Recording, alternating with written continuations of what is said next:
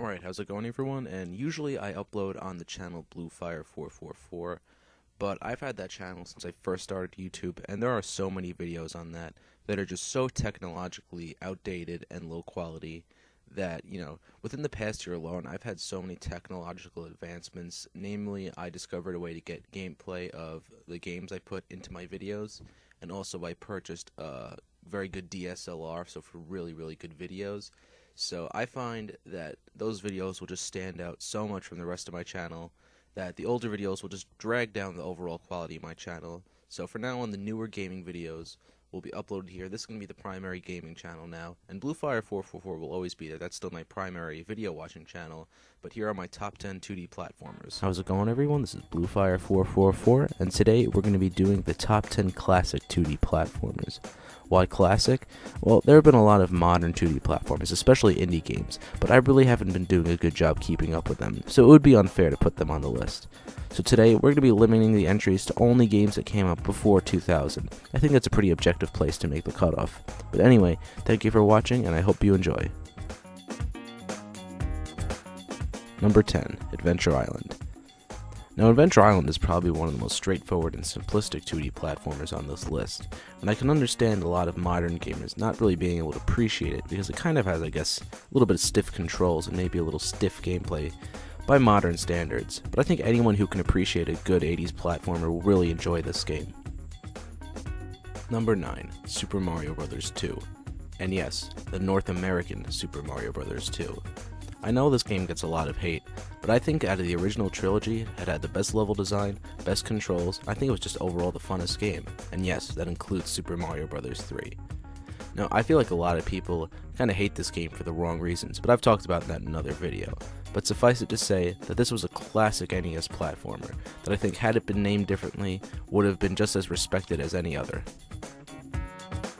Number 8, Vector Man for the Sega Genesis. Despite having some of the best graphics for the system, the gameplay is actually really good too.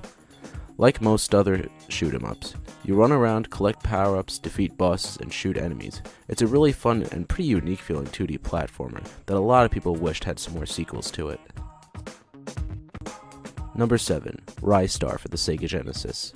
Now, a lot of people consider Ristar to pretty much be Sonic's forgotten younger cousin, but he's much more than that. Despite having only one real game, Ristar I think is one of the best 2D platformers I've really ever played. The gameplay, the music, the art style is just so awesome. It's just classic 16-bit gaming, and I know I'm really surprised that it really wasn't a big hit. This game had truly had potential to be huge. Number 6, Altered Beast. Now, when I think of the best early Sega Genesis games, Altered Beast is definitely one of the first games that come to mind. Despite being, well, kind of short and sweet, I think this is a game that I could pretty much pick up and play anytime, and see how far I can get without dying. It's just a great 2D platformer, and I guess it has some elements of a beat 'em up too, so if you're into that sort of stuff, I'd highly recommend this. This is one of my favorite Sega Genesis games ever. Number 5, Castlevania Rondo of Blood for the PC Engine.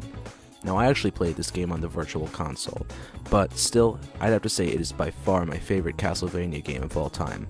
I'm not a huge fan of the RPG ones, so when it comes to the more platformer linear ones, I think this is by far the best. This game is just so much fun, despite the difficulty. If you love Castlevania and you haven't given this game a try, I encourage you to play this so much. I think this game is just much funner than the NES games. I don't really know why, but if you're into Castlevania and you haven't tried this yet, you are really missing out on one of the best games I've ever played. Number 4, Super Mario World. What is there to say about Super Mario World that a million people haven't already said? Well, just about nothing. So all I can tell you is that ever since this game came out, it's been one of the most beloved games ever made, and for good reason. It's one of the best, so if by some chance you haven't played this game already, you're definitely doing something wrong. Number 3, Mega Man X. I don't know why, but this game is just so fun. I don't know why. It's the great controls, great level design, awesome music and art style. I don't know, it's just so much fun.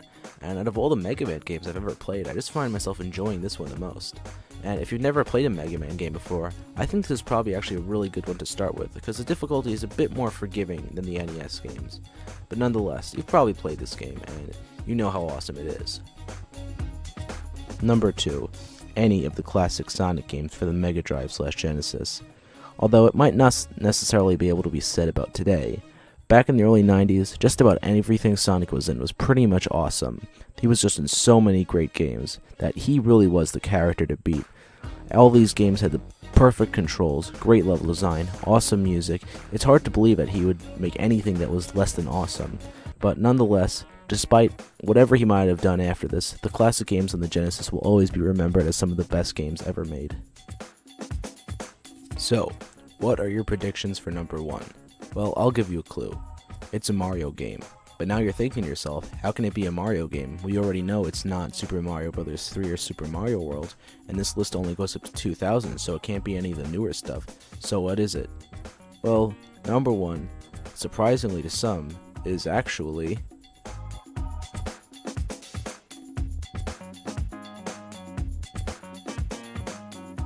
Yoshi's Island for the Super Nintendo. Now, when a lot of people hear the words Yoshi, Princess Peach, Wario, or Donkey Kong in the title of a Mario game, you can pretty much safely assume that it's going to be kind of a little bit of a comparatively forgettable spin-off. But Yoshi's Island is honestly my favorite 2D Mario game ever. I think the controls were perfect, the level design is absolutely unrivaled by any other 2D platformer. I think no matter how great Mario World or Mario 3 or whatever is, they don't even hold a candle to the near perfection that is the level design and controls of this game. And not to mention the art style is awesome too. The music is disturbingly catchy. The art style is just really always fun to look at.